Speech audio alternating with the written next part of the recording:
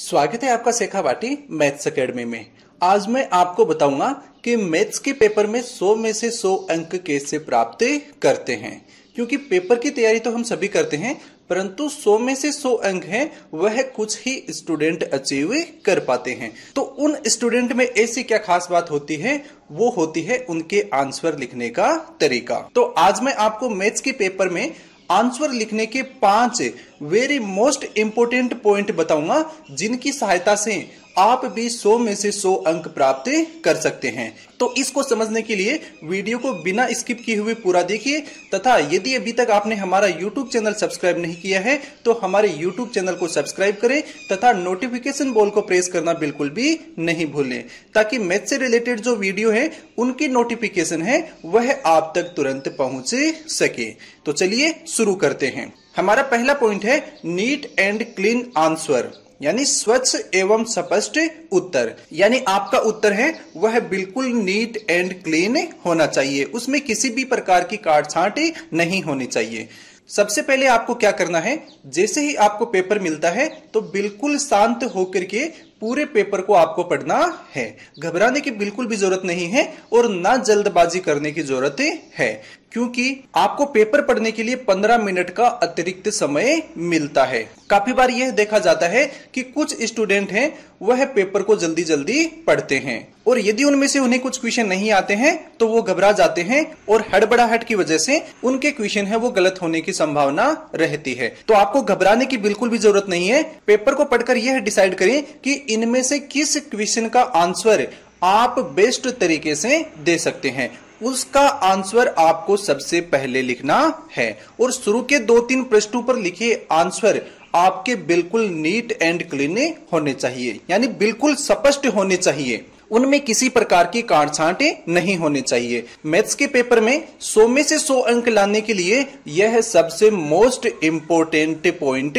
है कि शुरू के 2-3 पेज में आपके उत्तर है वह बिल्कुल स्पष्ट होने चाहिए, उनमें किसी भी प्रकार की कटिंग या ओवर राइटिंग नहीं होनी चाहिए। क्योंकि एग्जामिनर आपको नहीं जानता है, उसे यह नहीं पता है कि आप होशियार हो या कमजोर। वह शुरू के 2-3 पेज देखकर ही आपको जज करता है कि आप होशियार हो या कमजोर। तो शुरू के 2-3 पृष्ठों में आपके उत्तर हैं वह बिना गलती के बेस्ट तरीके से लिखे हुए मिलने चाहिए। उसके बाद में यदि आपके क्वेश्चन में कोई छोटी मोटी मिस्टेक हो जाती है तो भी एग्जामिनर उसको डीपली रीड नहीं करता है और आप पूरे में से पूरे अंक है वो प्राप्त कर सकते हैं। तो हमारा पहला पॉइंट हो गया नीट एंड क्लीन। उसके बाद में हमारा दूसरा पॉइंट है फॉर्मूला एंड डायग्राम, यानी सूत्र एवं चित्र। जब भी आप किसी क्वेश्चन का आंसर दे रहे हो तो उसका फॉर्मूला जरूर लिखें। यदि आंसर के बीच में भी यदि कोई फॉर्मूला काम आ रहा है तो उसका संकेत भी आपको जरूर लिखना है, तथा क्वेश्चन के हिसाब से यदि जरूरत हो तो उसका डायग्राम भी जरूर बनाएं। इससे एग्जामिनर के माइंड सेट पर एक्स्ट्रा इफेक्ट पड़ता है और उसे यह समझ में आता है कि आपने क्वेश्चन को बहुत अच्छी तरीके से समझकर उसका आंसर दिया है। तो आपके नंबर काटने की गुंजाइश है वह बिल्कुल खत्म हो जाएगी। तीसरा पॉइंट है हमारा प्रेजेंटेशन, यानी आप किस तरीके से अपनी कॉपी को प्रेजेंट कर रहे हो। तो यह पॉइंट मोस्ट इंपोर्टेंट है, क्योंकि हमारे आंसर लिखने का प्रेजेंटेशन ही हमें नंबर दिलाता है। तो हमें यह ध्यान रखना चाहिए कि एक आंसर खत्म होने के बाद में जब भी आप दूसरा आंसर शुरू कर रहे हो तो बीच में 2 या 3 लाइन जरूर से छोड़ें, ताकि एग्जामिनर को यह पहचानने में मुश्किल नहीं हो कि इस प्रश्न का उत्तर है वह कहां से शुरू हो रहा है और कहां पे खत्म हो रहा है। और यदि किसी प्रश्न के 2 या 2 से ज्यादा भाग हो तो कोशिश करें कि उनका आंसर आप एक ही जगह पे लिखें, ताकि एग्जामिनर को ढूंढने में परेशानी नहीं हो। और आपके आंसर में यदि कोई इंपोर्टेंट वर्ड हो तो आप उसे अंडरलाइन जरूर करें, और आपको 3 या 4 वर्ड है वो ही अंडरलाइन करने हैं।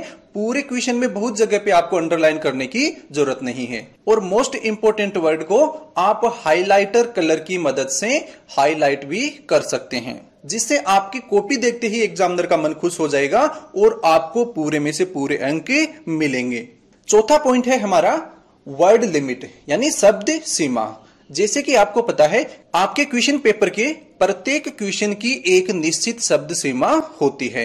तो आपको आंसर लिखते वक्त हमेशा यह ध्यान में रखना चाहिए कि आप आंसर है वह निश्चित शब्द सीमा में ही लिखें। यदि आप क्वेश्चन में बिना मतलब की बातें लिखकर पेज भरने का प्रयास करते हैं और यह सोचते हैं कि ज्यादा लिखने से ज्यादा नंबर मिलते हैं, तो यह बिल्कुल ही गलत है। इससे एक तो एग्जामिनर का इंप्रेशन है वह नेगेटिव होता है और दूसरा आपका समय भी खराब होता है। तो आपको ऐसा बिल्कुल भी नहीं करना है। आपको जितनी क्वेश्चन की शब्द सीमा दे रखी है उसका आंसर उतने ही शब्द सीमा में आपको लिखना है। उसके बाद में आता है हमारा पांचवा और most important part, time management. Paper को सोल्व करते समय हमें टाइम मैनेजमेंट का ध्यान रखना बहुत जरूरी हो जाता है, क्योंकि कई बार क्या होता है कि मैथ्स के पेपर में क्वेश्चन छूटने की संभावना बहुत अधिक रहती है। तो आपको टाइम मैनेज करना बहुत जरूरी हो जाता है। तो आपको पेपर को पूरा हल करने के लिए आपको टाइम मैनेज करना आना चाहिए। तो इसके लिए आप क्या करेंगे, आप अपने क्वेश्चन पेपर को अनेक पार्टों में डिवाइड कर सकते हैं तथा प्रत्येक क्वेश्चन की शब्द सीमा के हिसाब से उसका टाइम आप फिक्स कर लें कि यह क्वेश्चन है यह 3 मिनट में हो जाना चाहिए, यह क्वेश्चन 10 मिनट में हो जाना चाहिए। और इस हिसाब से आप प्रत्येक 20 से 25 मिनट में यह चेक करते जाएं कि आपके आंसर हैं वह तय समय सीमा में कंप्लीट हो रहे हैं। यदि आपको स्पीड कम या ज्यादा करने की जरूरत हो तो आप स्पीड को कम या ज्यादा कर सकते हैं, जिससे आपका कोई क्वेश्चन है वह हल करने से नहीं छूटेगा तथा पेपर है यह भी तय समय में पूरा हो जाएगा। तो एक बार फिर से समराइज करते हैं इनको। पहला पॉइंट था हमारा नीट एंड क्लीन, यानी आपके उत्तर हैं वह साफ और स्वच्छ होने चाहिए। दूसरा है फॉर्मूला एंड डायग्राम, यानी आपके आंसर में फॉर्मूला